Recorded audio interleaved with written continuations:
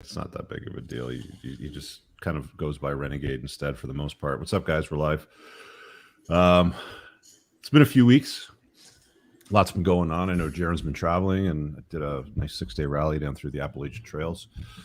So lots happening to catch up on, man. What's going on, boys?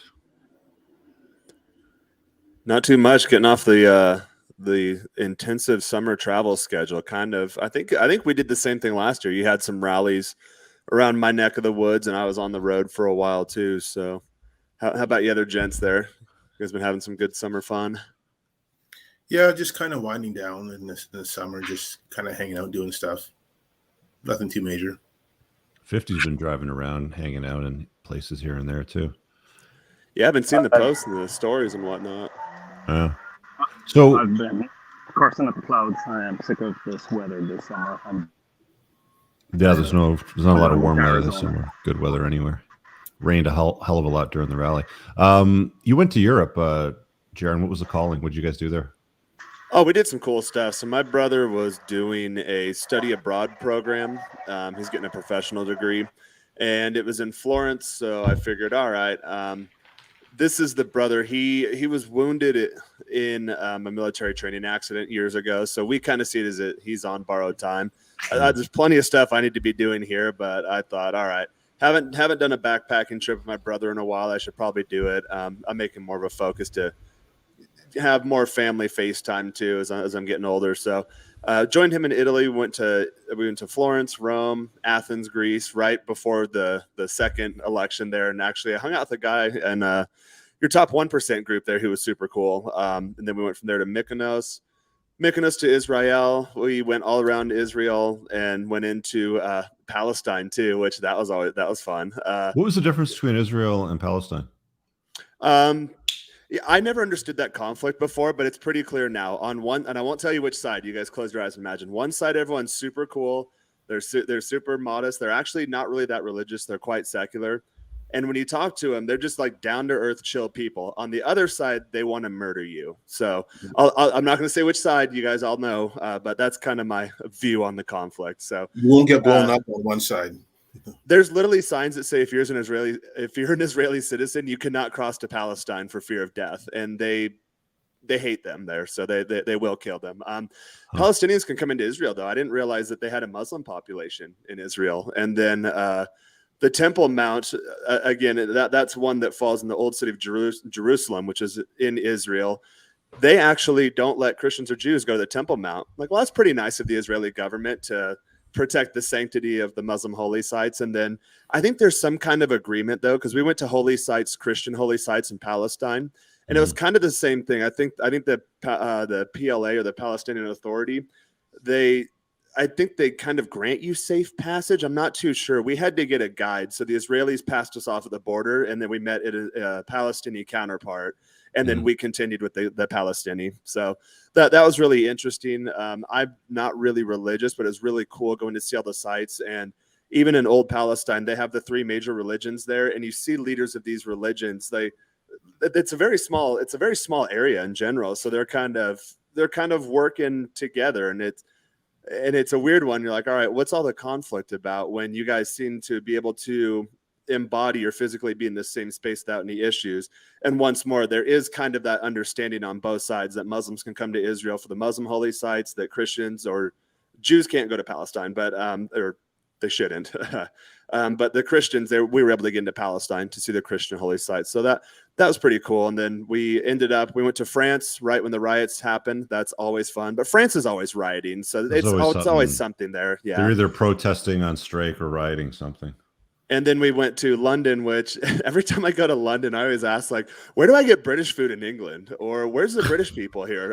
Are there any more? So no, not too many. It's one of those diversity is our strength cities. Although I still like London. There's, the history and the museums and all that cool stuff. I still enjoy going there. Mm-hmm. Yeah, cool, last time I was in London, it was around Christmas time, and I was surprised that there were no orphans on the street, and there was no snow. Like TV has lied to me. You didn't run into Mary Poppins with a giant umbrella all doing something. I expected British orphans and Mary Poppins, and I got none of that. And Sherlock Holmes, Yeah, you won't see It that was anymore. it was dreary and rainy the whole time, which is that London's like a San Francisco. Every time you go, they're like, maybe I'll get good weather, and the answer to that Really? is always no. No, I've Yeah, always it was- found that England in the summertime is really nice, very green and generally sunny. Has been my experience. So it was green. rained a It was lot. really pretty. Yeah. Then after being in the Middle East, the not so hot weather was definitely a nice relief. How did you like Italy? Because I'm going there this summer. I loved Italy. That's I've one never that been. I would like to go and check out maybe for 2 or 3 months, not to live there full time. I really do like living in Mexico, and Europe is not as nice as it used to be. But half the time I was there, I kept telling myself, God, I can't wait to go back to Mexico where things are in order and nice. And that's kind of a funny thought that went through my head. But Italy was super cool, and the reason I enjoyed it too is I've always liked those Mediterranean type cultures. The food's really nice. Of course, the women there are beautiful. And it came down to that Italian, at least to my ear, it's close enough to Spanish to where you can understand enough of it if you focus on the prefix of the word, to where you can kind of just conjure up an image of what they're trying to talk about. And then I realized it usually takes me a day or two to start to calibrate in a new culture, a new place. But if I slow my Spanish down very, very heavily and then speak it with kind of an Argentinian accent, which has the Italian rhythm to it, then they're able to understand me to a degree to where we can have a conversation. So I thought, wow, if I can start mapping this out in my head after 2 or 3 days, give me 2 or 3 months and I could probably learn Italian, because they're mutually intelligible to a high degree, the two languages. Now, question for you. I mean, I've traveled to Greece a lot, obviously, but I heard that they don't have a lot of English speakers in Italy. Like, is it hard to get around if you don't speak Italian? At most of your places, your transitional spaces, your airports, your train stations, any of your touristy stuff, hotels, they will speak a degree of English, and pretty much anywhere we went was like that. Even places you mentioned Greece, I was because you always assume that, oh, these guys are part of the European Union, they must all speak English. That they don't. There's not a high degree of English speaking. Less so in Greece, and then actually Israel surprised me. I thought most people have an understanding of English, but they don't actually really speak it that well. And I thought, Israel is the U.S.'s ally, and they'd all speak English like I do, and that was not the case. Got it. Cool. Crazy, man. So what's been going on this week? Like, what's been happening, dude, man? Like this, I'm trying to catch up on a few things. I did this rally. So I traded in the McLaren for a Porsche. I like it. I like it a lot more than I thought I would like it. It's growing on me, and I'm going to do another one in September as well. Private, smaller group, but I got it. I hate to say it because I used to make fun of Porsches. I used to call them fast Beetles, and I make fun of my friends that had them. I'd be like, nice Beetle and stuff like that. But it's grown on me. So looking forward to piling some miles onto that car. It's not as reliable as they say they are. I've heard people say that Porsches are like 911s are like wood burning stoves. They just always work. You know what I mean? I did get a check engine light. I don't know if it's tied into the Capristo exhaust or not, because the code that threw off said something about the manifold pressure. So got to deal with that, but good car overall, man. So a lot of guys asked me about the Porsche. I'm actually going to break down rally for rally, because I put probably 25,000 kilometers on the McLaren on rallies, and I've just done 4,000 on the Porsche. So I'm going to compare them like side by side as far as like long distance cars, because not a lot of people talk about stuff like that on the YouTubes, but that'll be in the next couple of weeks at some point.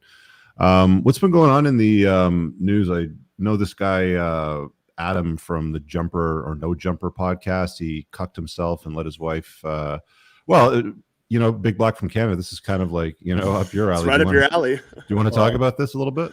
Well, I mean, what is there to talk about, though, right? It's a little bit funny in how the guy like that, Adam, he's like, oh, I'm so comfortable with this. But he wants to let you know that he's so comfortable that it's over the top, though, right? Mm-hmm. And that he's posting things, oh, I'm so comfortable with this. Hey, you guys, I'm so comfortable with this. Did you know I'm so comfortable with this? Because I am. And so it's almost in a way, it's like he's insecure about the whole thing. But I think that, I've never seen their podcast, but just from what I understand, they have an interesting dynamic in that I think they're both porn stars and they bang other people on camera. Yeah, from what I understand, they run an OnlyFans and they do a podcast interview, him and his wife.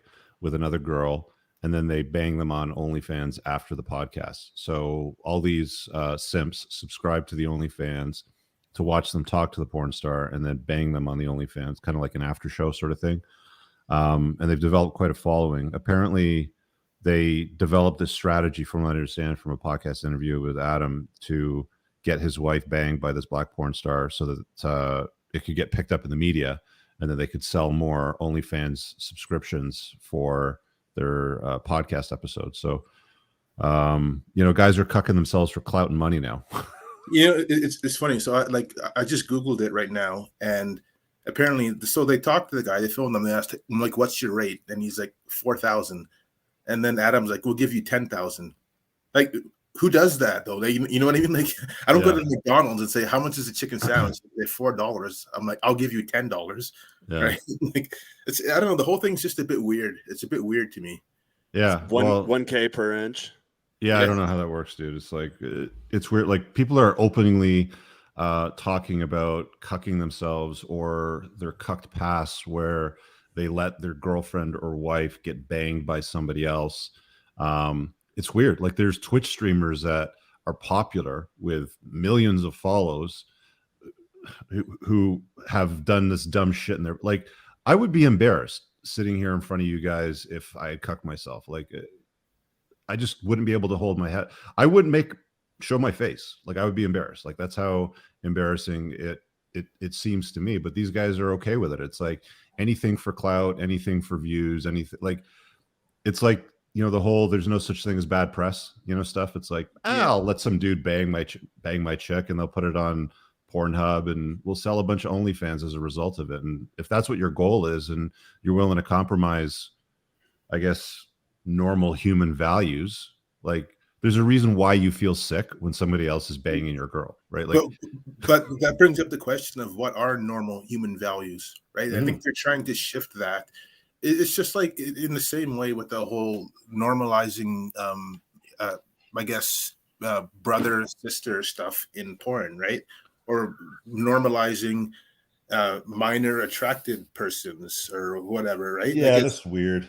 This whole anything goes. But I guess if you don't have a moral compass, then you're shifted easily by the culture. And that's what they're trying to do, I think. Yeah, it's like I mean, we know the fabric of society is degenerating and sort of deteriorating, sort of stuff. And it's just the direction that it's going. And people watch this stuff, and they pay to watch this stuff. It's weird. It's just weird, man. Like, somebody put in the comments over here, they have a daughter, right? I think what's the most upsetting aspect of the Adam22 situation is that it'll come back to haunt their daughter. And you're like, imagine you're a young girl and you go to school and they find out that you're the daughter of Adam and Lena the Plug, I think is her name, that she goes by, or something like that. You get destroyed. Like, you can't even put that kid out in public. She'd have to be homeschooled for the rest of her life. Yeah. I mean, regular kids get bullied relentlessly. Yeah, for like the weirdest stuff, like, whatever. It's like, this one over here, her mom got banged by a black porn star, and the husband just sort of sat there and let it happen, sort of thing. I don't know if he sat in the cuck chair in the corner of the room. Does anybody know what the deal was with that, or was it just like, somewhere else? Well, someone had to be filming. Yeah, right. You're right. The interesting part was he facilitated the whole exchange too, which you guys alluded to, in the sense that, okay, yeah, you get more clout, you get potentially more revenue at the end of the day. So sometimes I wonder, was it just a business play? Maybe are they not in a relationship that's built on romantic love, long-term, raise a family? Yeah, I know they do have a kid or kids at least, but seems have like they gotten to the play? Yeah, have they gotten like a good example? Bill Clinton and Hillary Clinton. Yeah, they have a kid, but like, those two aren't in love with each other. You could tell that back in the 90s, but they did, but they helped each other rise through the political ranks. Nowadays, I think when they ask kids in the US, what is it you want to be when you grow up? They all say a YouTuber, a content creator, some sort of digital media star, whereas in China it's engineer. So astronaut. I'm wondering if it's just an effect of that cultural shift in general, that, okay, yeah, we were banging for a while, we were making money doing the porn or whatnot, and then they did get married, they had the kid, but now it's just purely a business play, much like political couples do. But I think when you mention Hillary Clinton, it's important to say that you do not want to kill yourself, though. Okay, make sure you say yeah. In case I get popular someday. Yeah. So, but yeah, no, I completely agree with you in that they're trying to subvert the culture, making things that are deviant seem normal. Well, yeah, they've been normalizing, or they've been trying to normalize degeneracy for a while, right? Like normalizing promiscuity in women has been happening for decades. Normalizing cuckoldry now seems to be, like I said, you have famous Twitchers. Twitchers, is that even a thing? I don't know. What's this guy's name? The blue-haired guy. Destiny. Yeah, this guy Destiny. This guy's famous for playing video games and making like autistic screeching comments about certain social and political ideas, while his Swedish girlfriend, which he imported, is off getting banged by other people. I also understand he's bisexual too. Like bragging about banging other dudes or having other dudes bang your girl, it just doesn't compute. Like, why is it that I have some sort of filter that's like, that's weird, and other people are just like, no, we're just gonna put this all over the internet and we're gonna go rah rah rah, celebrate it, right? I don't get it. Maybe my ass is getting too old for YouTube. It's one of those things where I initially think, okay, the guy's a troll, he's clout chasing, he's saying ridiculous things, and then you hear more and more people regurgitate these things and repeat these things to where you think, okay, am I the weird one? Because I used to always think I was kind of weird. And then I look around and like, no, definitely no. Everyone else is just losing their mind. And I'm kind of like you, Rich. I'm not that old, but you kind of know what's right or wrong. It's built into you. It's within your heart of hearts. And you see this stuff or hear these stories. You can just imagine if you're the guy in that situation, it gives you that knot in your gut. I don't know if you guys have ever been cheated on before, but it's like someone kicks you in the balls. It gives you that punch in the gut. Yeah. I guess the question is, how do you know what's right and wrong? Well, I think because you get like when your girl cheats on you, that's wrong, right? Like you feel sick to your stomach, right? Like I guess what I'm saying is that that, but it's like if you're brought up in the culture, or not even in the culture, in an environment. It's a standard betrayal. Usually, if you're with a woman and she commits to you and she wants to claim you, then she's with you and only you, right? Like that's the way it's traditionally been for the most part. There's some cultures where it's like women are just shared, but we're not in the Amazon or some Eskimo tribe in fucking Guadalajara Island and whatever, thing. Guadalajara is in Mexico. I think I'm totally getting that wrong, but you know what I'm saying here, right? Yeah. But I guess like what I'm saying is that on the dating sites or on whatever, like on the dating apps, there's a section for what you're looking for, and ethical non-monogamy is one of the options. Yeah, it's super popular. Yeah, it's way popular. I see it all the time now. So we actually have a guy in my business forum that works with. I can't give away too much because he stays under the radar with this stuff, but he works with a dating app on a deep level, and you're absolutely right. Like that whole lefty ethical non-monogamy thing really seems it's basically open hypergamy, where women are on dating apps saying, I've got a guy that's paying the rent, but I want to get my guts rearranged by Big Black from Canada over there in that hotel room to, like tonight, let's grab a drink and see if there's some chemistry. And then if there is, then let's get laid. Right. Mm-hmm. Yeah. I mean, and that's, there are sites that kind of cater to that. I think even I've seen ads for Seeking blow up on the radar. Like I see ads for it everywhere in the last couple of months, whereas I hadn't even heard of the site up until maybe a year or two ago. But now I see ads for them everywhere on Snapchat, on the web. They're just everywhere. And so I think they're trying to normalize this. And these are the same hoes, by the way, that are also on regular dating apps, pretend like holding out to the public that they're girlfriend or wife material, while they're also on Seeking getting they're paid. On both sites. Exactly. I've seen them on both before. Yeah. And it's funny too, if you meet them on one, like say you meet them on Seeking, and then you exchange some banter, and then nothing ever ends up happening, and then a year later you meet them on Tinder, and they'll come through. If they have the conversation history still archived, a lot of chicks just delete dead conversations, but some of them leave those threads there. They will in their head think, oh, this was a lead that was sourced from the the paid sites, so they still have that idea that, okay, maybe this is a paid type thing. So I tried out the salt thing for a couple of years, did some field reports in your group, but I've since gotten off of there because I don't like that idea that it's always in their head that either, okay, that's initially what they wanted from you, or, and guys, if you do it successfully, you can get to the point to where they won't even bring it up to you, but know that that is something they're willing to do with someone else. So you're not really going to get anything serious or in depth out of them. And you're right, they are trying to normalize it. I've heard that Seeking, especially, their play is to make it have a broader reach, kind of like a Tinder or a Hinge or a Bumble type thing, that it'll be a part of the big three or big four now.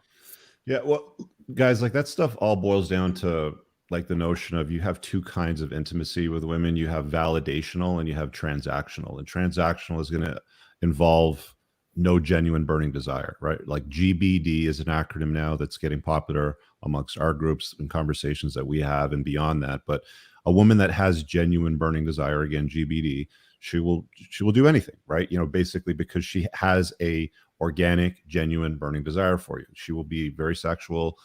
She'll do everything that you like and more, many times, multiple times. She'll make the bed in the morning. She'll make you breakfast. Like, this is what genuine burning desire is versus transactional, which is going to usually involve some sort of money, or here's my Amazon wish list, or, you know, pay me for an arrangement or some shit like this, which is essentially prostitution, right? Like, women are you know, used to be shamed for being prostitutes, and they would be housed in brothels and kept away from, you know, the general public sort of thing. Now it's just everywhere. It's like, oh yeah, you know, how about an arrangement? How about some money? Or here's my Amazon wish list. Buy me some shit.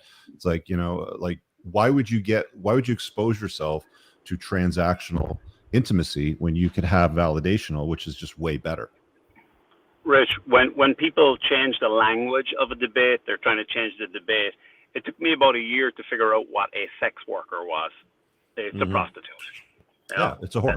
I was like, a sex worker, what, a person that shovels tons of sex with heavy machinery or goes in 9 to 5. No, they just decided that prostitute was too much of a name, and they came up with an alternative for it. Yeah, absolutely. And when they change a name, they're always going for some other means. You know, remember it used to be called gay marriage, then it was same-sex marriage, and then it was marriage equality. So now it's gone from prostitute to sex worker, and you know, next thing you know, it'll be taught in schools, or you know, it'll be taught via Seeking. Yeah, we're not far from it being taught in the education system. I wouldn't be surprised if it ends up in sex education courses at some point, but our kids get exposed to it, even if it's not in the school system right now, through social commentary, through these geeks on, you know, like Twitch or whatever, with their blue hair, talking about, you know, getting cucked or banging other dudes, just weird stuff, right? So it's like, you know, it's getting out there and becoming more normalized. So you have to have conversations with your kids and be like, yo, check this out. What do you think of that, right? And tell them why it's weird and why it's not normal, and why people like that get the results that they get, which are different from people that actually win in life. I've noticed. Go ahead. I think generally it boils down to, like, with women, there's like two classes.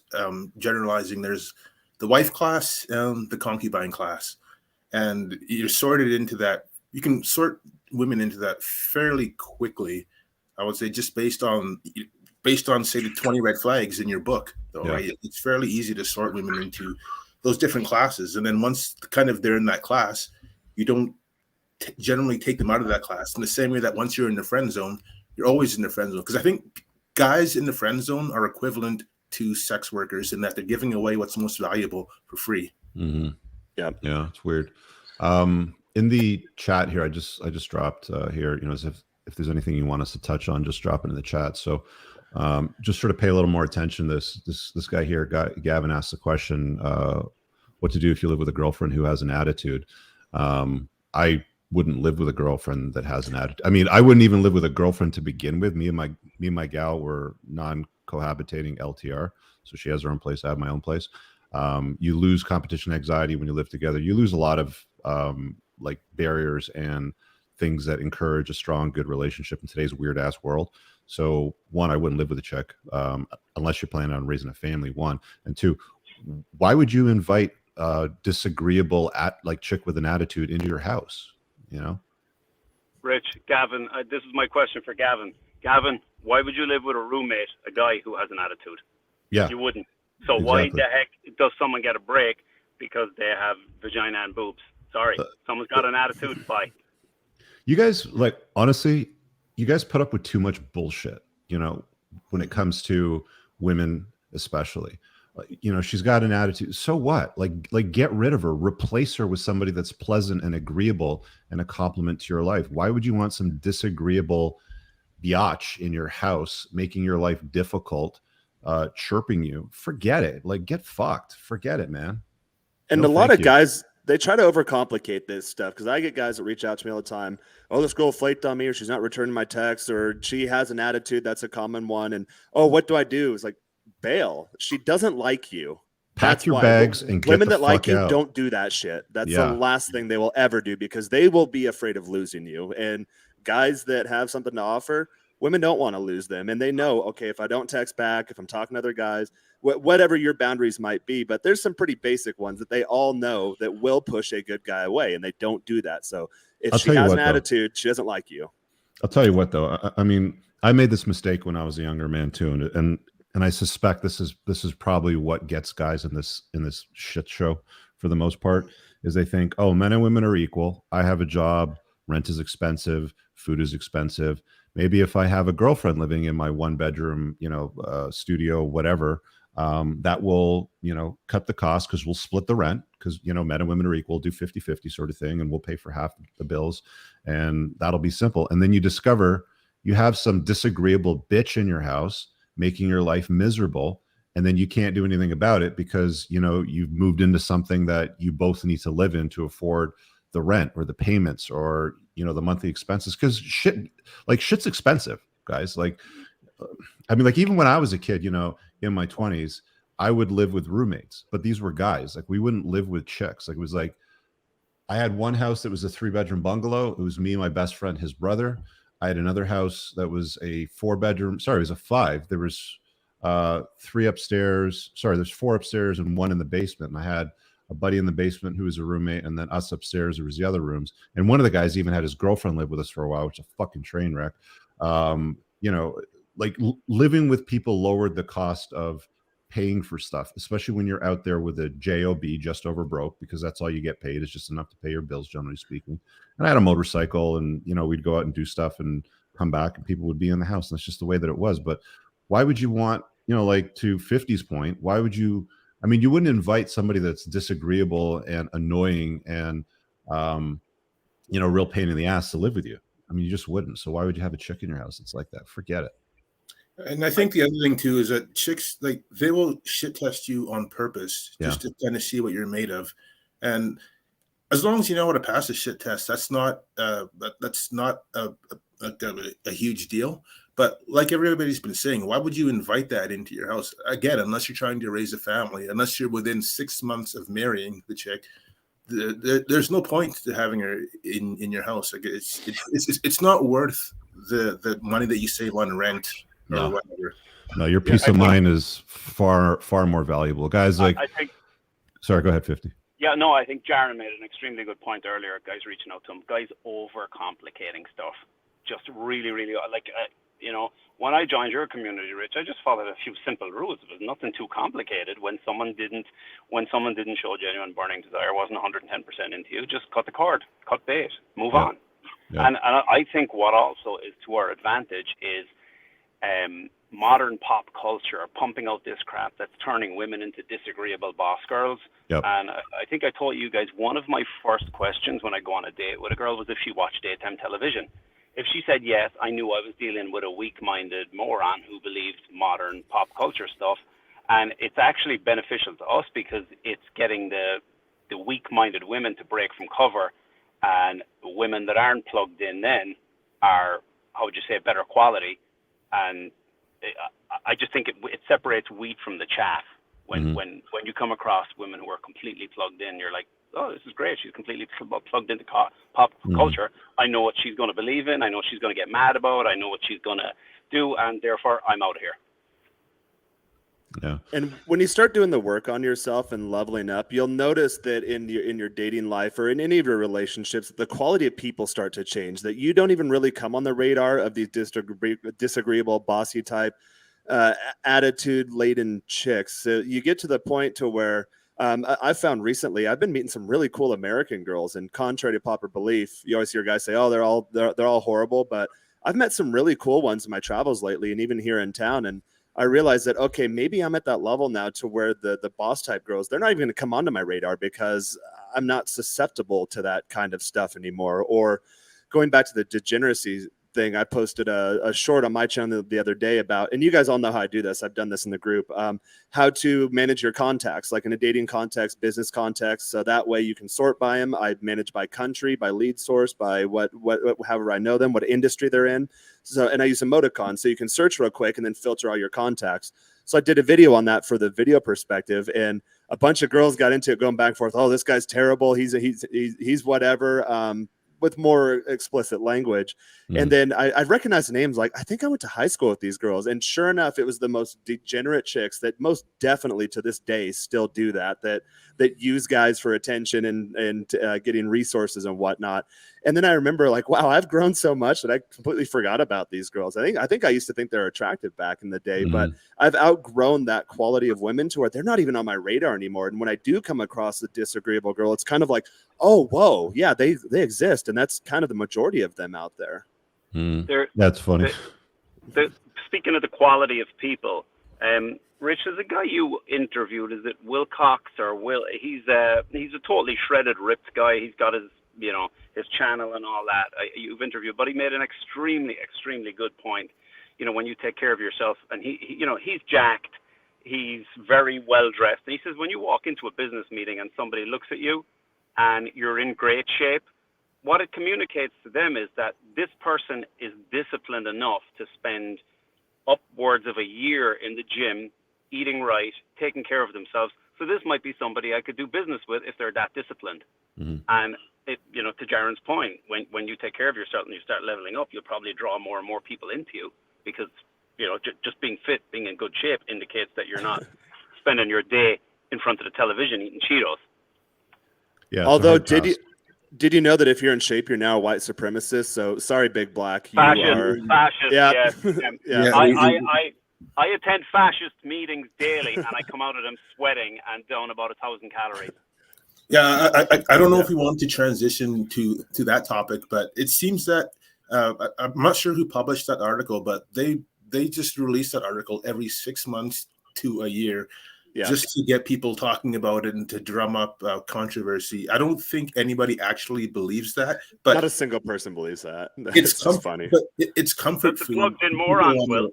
No, but it's comfort food to people on the left who don't believe on doing any work anyways, and that's pretty much all that it is. Another reason to call somebody right wing or a Nazi or whatever.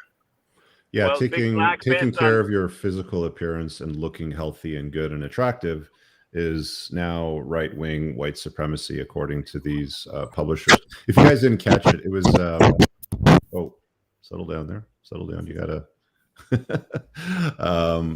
if you guys didn't catch it, there's a publication that put out this and I think the photograph was like a watermark, sort of like black and white background of Nazi supporters, with the salute.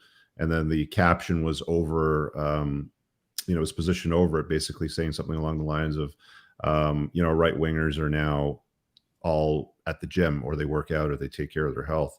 And I think to Big Black's point, it's comfort food. It's a lot of people are out of shape, fat, gross, on the government dole. They support high taxation, free shit. These fucking guys that stand on the road, what are they called? The ban oil people. Stop oil. Those pests need to be eradicated. Yeah, I want to talk about that stop oil shit in a sec, because that really pisses me off. I see that all over Twitter now.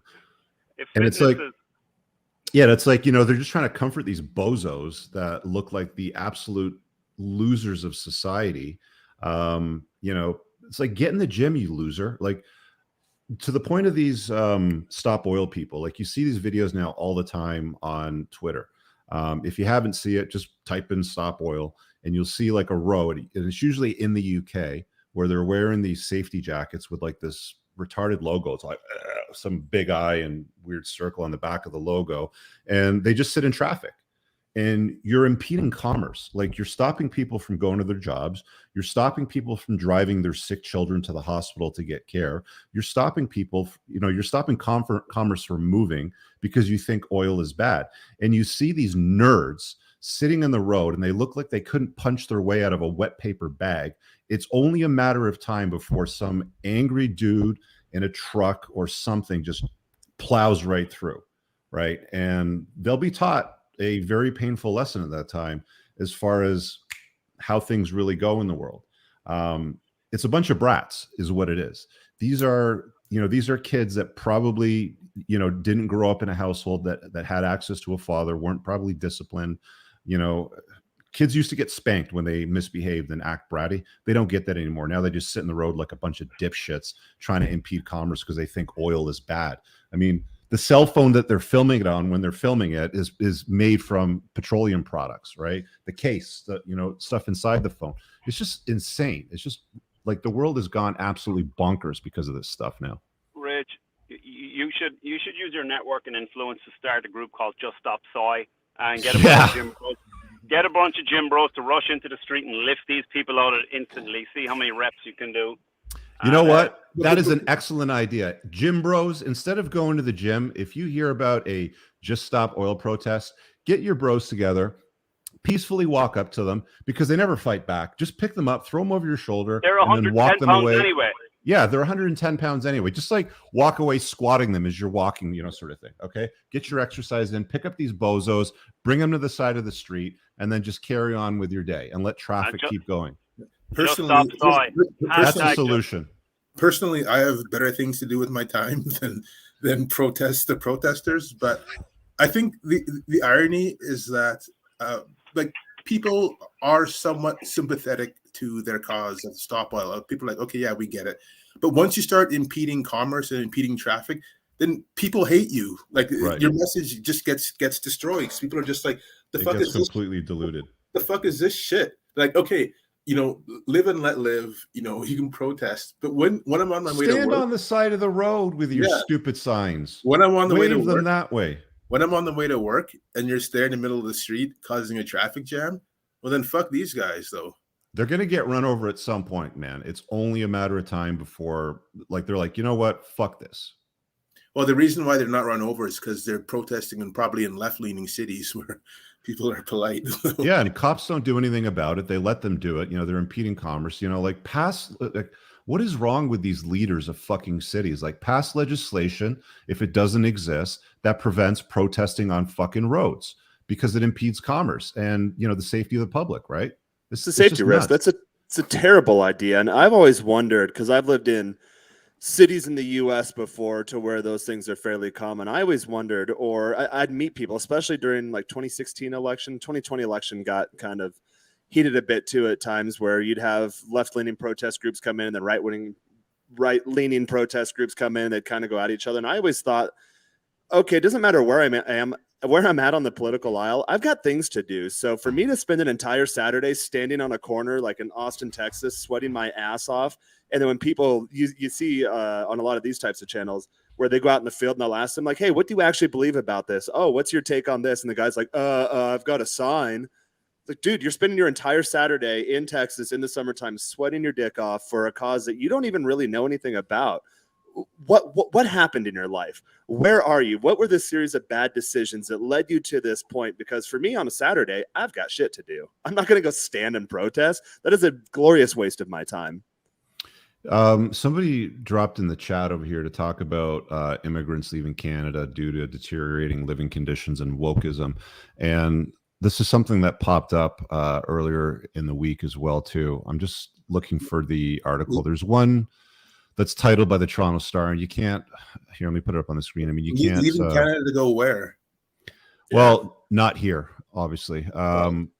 So I know more professionals here in Mexico that are going to Canada. I know 2 people that have recently went there on their tourist visa with intent to illegally immigrate or lock a Canadian down into a green card fraudulent marriage. And these are higher class, higher educated people. So maybe the lower servant class is leaving Canada, but I've noticed that more working professionals here are attempting to go there. And Canada, of course, will let them. They'll let them get away with it. But I mean, I'll tell you what it is, guys.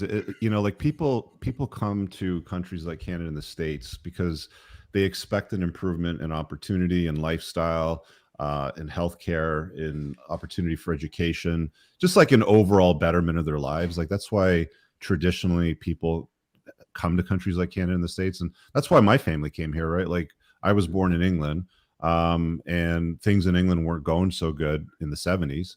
And my parents were like, fuck it, let's go to Canada. It's supposed to be better over there. And it was for a little bit. And then it started to go south. So yeah, there are immigrants that are coming to Canada, like new immigrants that are like, what's going on? Like, why are they teaching my kid about cutting off his dick in, like social systems or in educational systems?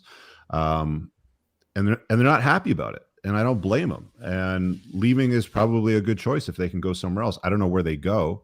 Maybe they go back to the country. Maybe they find another opportunity somewhere else. But I'm an immigrant here, technically, of Canada. I won't be here my entire life. I'll be gone or spending less time in it if shit continues this way. It's stupid, right? That's just the way things are going, though. But I get it. Like I completely understand it. Yeah. Is there a short? Sorry, is there a shortage of certain professions there? Because I see a lot of nursing and pilot ads down here. When I don't have my VPN on for live streams, the VPN will lag the connection. So I get a ton of they're trying to get Mexican nurses and doctors and pilots, and every now and then I'll see different occupations, but I've noticed that they're targeting specific ones. You can get paid a lot more if you're a medical professional in the States versus Canada for the exact same job. A lot more. It's not like 10% more. It's like a lot more. Surgeons, like technically, like technical specialists in certain areas of medical care that are in super high demand get paid way more down in the States. Yeah, there's the USMCA, formerly NAFTA, where if you're a Canadian citizen of extraordinary ability, meaning engineer, doctor, nurse, even teacher, I think. Apparently, teachers get paid a lot more here than they do in the States. They do, but what I'm saying is that you can go down to the States if you have an advanced degree and work visa free. But it's not a path to citizenship. And once the job is done, then you're likely to not have your visa will run out once the job runs out. But barring that, getting back to the original thing, a lot of people that come, just like you, Rich, my parents came here as immigrants as well. And the thing is, coming from England to Canada is one thing because it's fairly the same language, same customs, same form of parliament.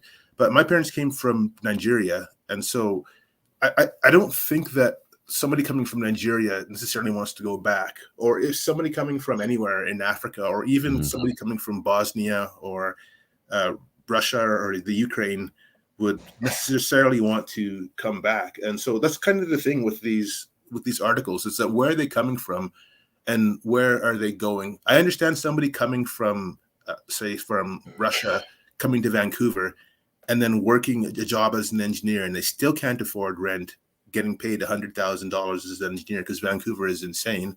But in that case, they just move to somewhere cheaper, though. I don't get, I fail to see how life in Canada would be worse than life in some of these underdeveloped countries. But who knows? Maybe I'm naive about it. I don't know.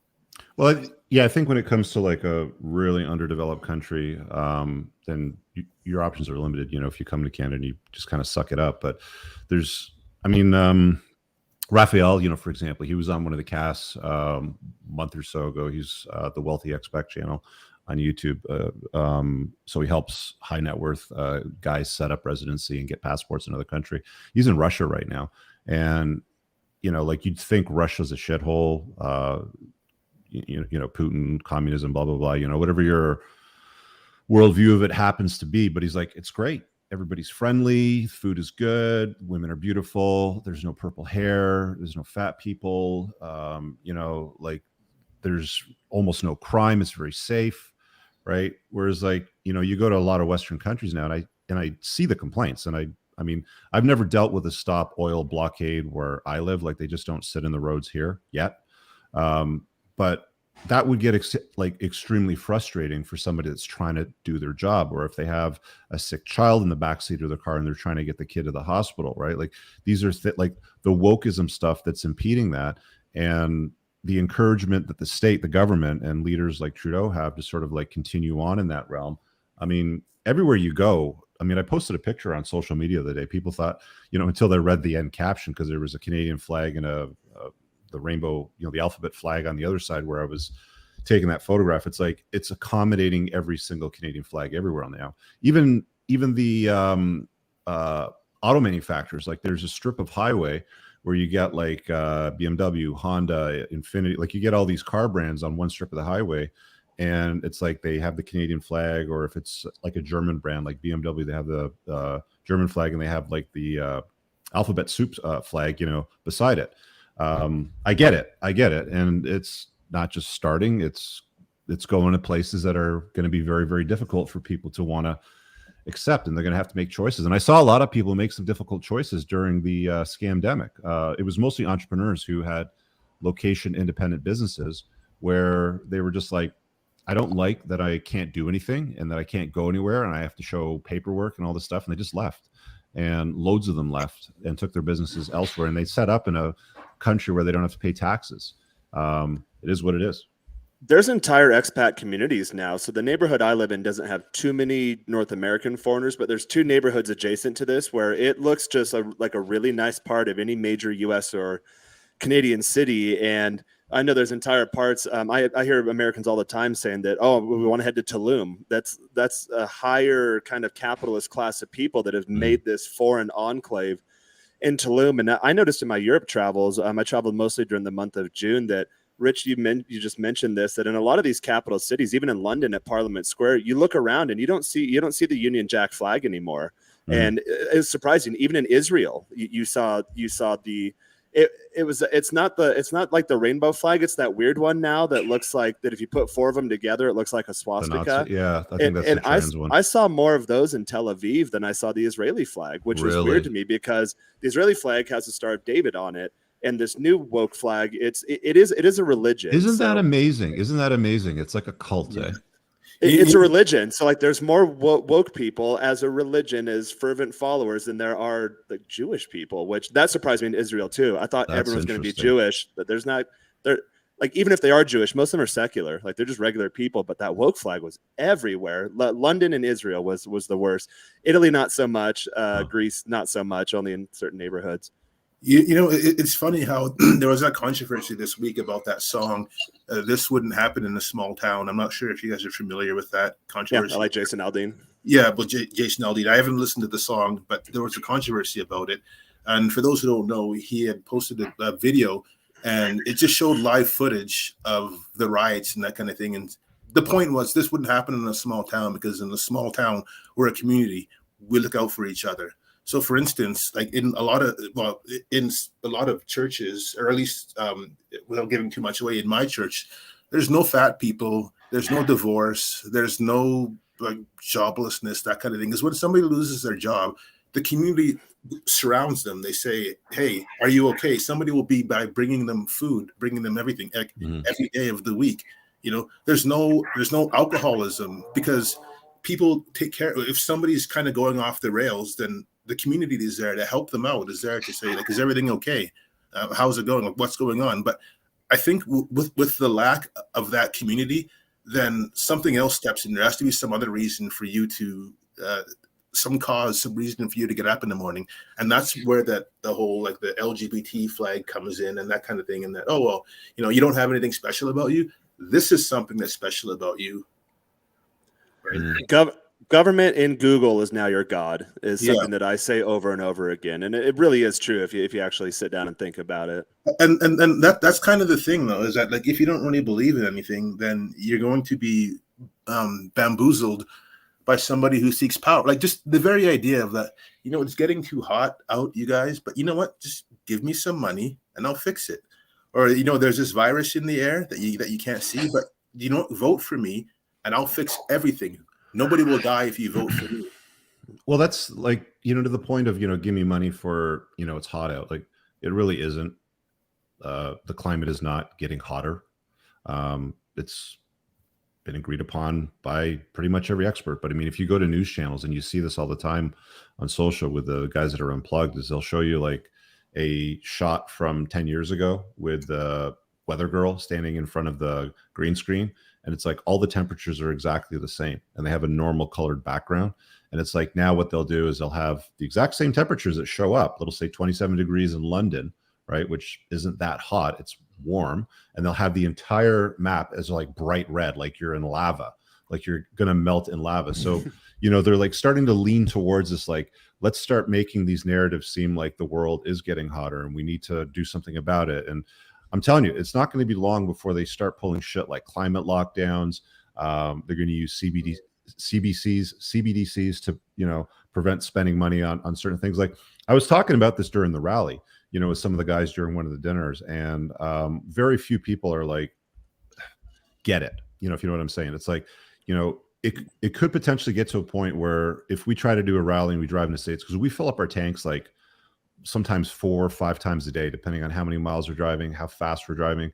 Because when you beat on cars, they go through gas a lot quicker, and you have to do a fuel stop maybe every 200 or 300 miles, maybe 250. You know, sometimes if you're really pushing it, and you can fill up your car several times a day. And you know, sometimes you're filling up just because you know you don't know where the next fuel stop is, and you don't want to be stranded between the fuel stops because you're in the middle of nowhere. A lot of these roads are like in the mountains and shit, right? And there could come a day where it's like, oh, you know, you've already filled up your tank once today. Sorry, you can't fill up again, and your fucking card doesn't work.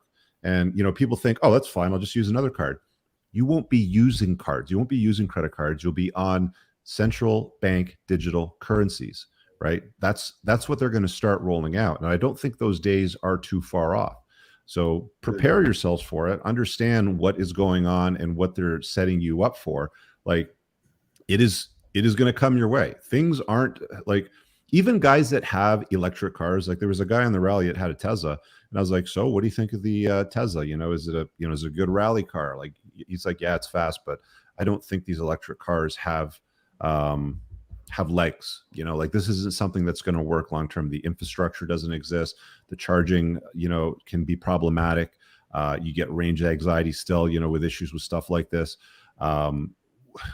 Like it'll be like the bullet train in California. They've been talking about that since before I was born. Yeah, it's like where they're going with this stuff, boys. It's like I don't see this ending well. Like this is going to be a train wreck. Somebody also said here, you know, early in the comments about university and working as a licensed professional, and I think to Big Black's point, it's like, you know, you get the visas and you go down to these different places to try to optimize your opportunity to earn income and pay lower taxes and stuff like this. And then you have to go back afterwards. But isn't it interesting that if you're in Mexico and you walk across the border, you can get citizenship for most of these guys? So a licensed not the other way around. I have to go through the immigration process, and they are removing Americans who are overstaying their visas. They've really ramped up the Mexican migration system. Yeah. Right? Yeah. So in Mexico, like they don't have a lot of patience for expats that try to overstay, you know, their welcome in cities like Mexico, right? It's much harder to get into Canada than it is to get into the U.S. At least it was until Trudeau, but it was much harder.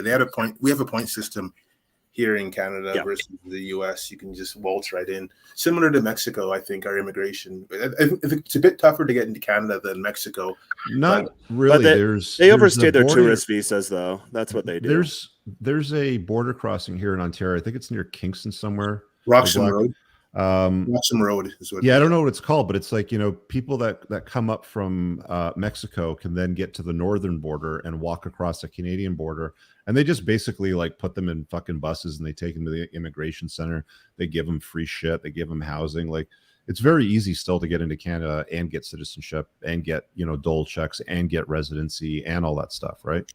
Yeah, it's a modern day servant class. Although, like you mentioned the dole checks, that surprised me because I understood when I grew up in the 90s and 2000s where I grew up in an agriculture area. My family has a large farm, so we had tons of migrant workers come through. And they used to make the argument, well, there are jobs that locals won't do. That is very much true. We'd hire people from WorkSource, which is kind of like you're on unemployment or you're on welfare. That's the first step to get you back to work. And they wouldn't last more than an hour. Oh, it's hot. And oh, it's early. And oh, the cherry bucket's heavy, or we have to climb a ladder. And then you'd get these people from Mexico's very diverse. So the more impoverished southern states of Mexico, more kind of on the indigenous side primarily, they'd come through and they just pick. Like, we were always having to keep ladder lines caught up with them, boxes caught up with them, keeping tractor lanes clear. And it was really on the production side. It was quite a bit of labor for us to keep up with them, because we get 50 cents per pound for cherries. All right, cool. And then they just go. And so I understand that it used to be, I used to call it the servant class, but now it's weird how they've taken the angle where, okay, let's get these low skilled, low IQ, low educated, low language proficiency people here, and then we'll put them on the dole immediately. And I always wonder, okay, there's obviously a larger agenda at play. What's the play here? Because I understand the migrant workers trying to coming through and picking cherries, asparagus, whatever, or taking lower wage jobs that the locals won't take, but to bring them here and then just put them on the dole, and then really you've got no value out of them on the front end of that equation. What's the goal? Is it just to tank society, or is it to buy votes? Or I don't necessarily know, but I see that happening globally with all the riots in Europe and whatnot too. It's people that really, to be honest, have no business being in France. They have no business being in Germany. They're not there to enrich the culture. They're there to extract resources and wreak havoc. What's the game plan at the end of the day, I suppose, is my question. I think it's chaos, man. I think the game plan is the state is looking for some chaos to stabilize, and they're going to find, it's what they did with the scandemic. It was chaos and then stabilize with control, right? So I don't know. We'll see how that unfolds. I got a bunch of stuff to do today, guys. So I've only got an hour to do this generals chat. So just a quick plugs, a couple of plugs and update. Monday, we're doing the Unplugged Alpha show, of course, at 8 o'clock. Moff's helping me out with that. I'm going to be away for a couple of weeks next month in Italy. So we're probably going to have Moff help out with the show. And I'm going to, because of the time change, I'm probably going to get up early and hop in for some of it, but he's going to be running some of it too. So show up Monday night. He's got something interesting lined up, which will be different. So make sure you show up Monday night for that. Check out Jaron on Instagram at Menshrine. And if you're interested in joining the top 10%, he can definitely hook you up and get you in there. That's kind of like a starters group to the top 1%. We have a conference that's going to happen in January. I haven't announced this anywhere just yet. We're only selling tickets to members of the community right now. We'll offer it to the public at a later date, but the price will be higher than the community members. But if you're one of my community members, either in a 10% or 1%, make sure you grab that link and you get in now, because the price will be going up later. So that's it. Big Black stays anon. Check out Jaron on Instagram. We'll see you guys Monday night. Have an awesome weekend. Cheers, guys.